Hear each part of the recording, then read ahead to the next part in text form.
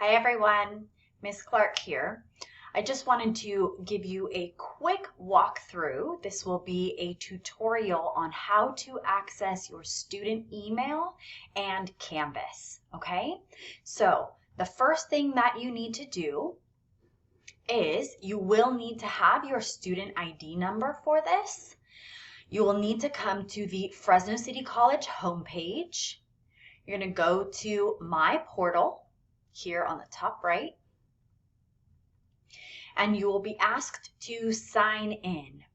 So you'll click on sign in. If you don't know your username and password, I'm going to quickly walk you through knowing what that is. So your username is your student ID number. You need to have your student ID number.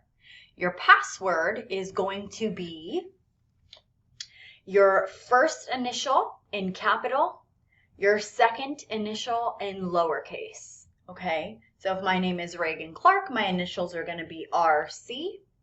And then you'll need to know your birthday. This is not my actual birthday. You'll need to know your birthday, and what you do is you take the month, right? And then the day. And then if you have the year, you take the last 2 digits of the year, and that is going to be your password, okay? You can always change it once you get into your account, but to start out, that is your password. So you'll click on student, make sure the role is student, and then log in.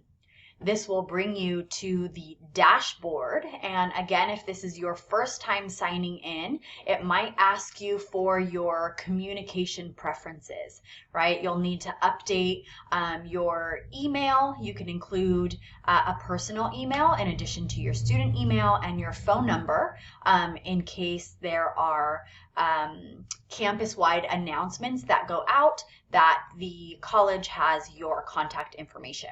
So here you should see your web advisor, you should see your student email, and then if you don't see the Canvas app here under My Favorite Apps, you'll need to go to Apps Catalog.